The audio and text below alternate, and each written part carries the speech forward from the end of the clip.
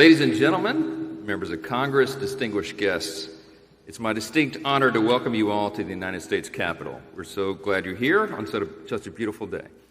Since the time of the American Revolution, Congress has conferred the Congressional Gold Medal to express our national appreciation. It is the highest honor that we can bestow in this institution.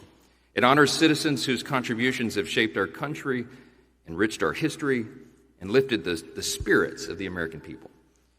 And much like the American dream itself, this honor is not reserved for any one person or profession. It can be earned and won by anyone who is deserving.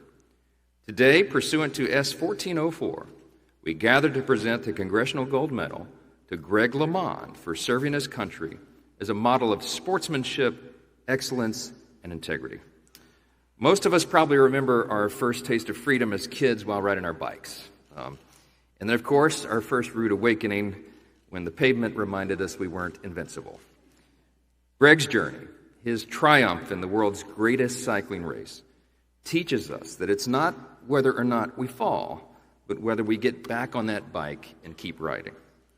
But before Greg ever set eyes on the French Alps, this Western kid from the Sierras made his bones up and down the rugged terrain of Lake Tahoe. Years of high-altitude rides built endurance and discipline and developed a deep love for cycling that would mean more than any amount of fame or fortune that would follow. In 1986, after becoming the first American to win the Tour de France, Greg suffered a near-fatal hunting accident in California. The road to recovery was long and painstaking and arduous. Getting back on the bike would prove the most formidable challenge yet. When he returned to the Tour de France in 1989, the reporters and the commentators agreed that Greg needed a miracle. Days of cat and mouse up against the world's best cyclist culminated in one of the most breathtaking comebacks in all of sports history. Greg took home the yellow jersey in 1989 and would go on to win cycling's most coveted prize again for a third time in 1990, the year I graduated high school. I remember it well. Today, his 8-second finish remains the slimmest margin of victory the race has ever seen.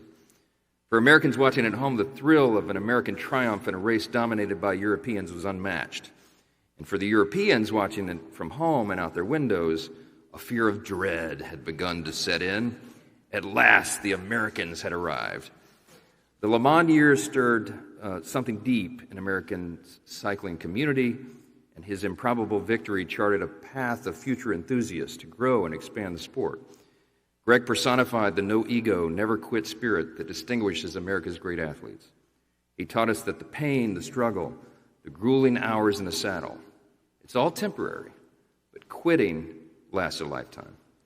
Today, we celebrate that hugely important feat and a legacy that transcends far beyond the road. Throughout his life, Greg has put his talent and success to good use, speaking up for children and our military veterans, for fairness in the sport, and for the next generation of cyclists. But as Greg will tell you, no race gets easier, and no great victory is won all alone. Behind every champion stands a strong and faithful support system. For Greg, that begins with his beloved wife, Kathy. So we offer Kathy, the LaMond family, and all Greg's loved ones here today our deepest thanks. God bless you all. Thank you for being here. We hope you enjoy the ceremony.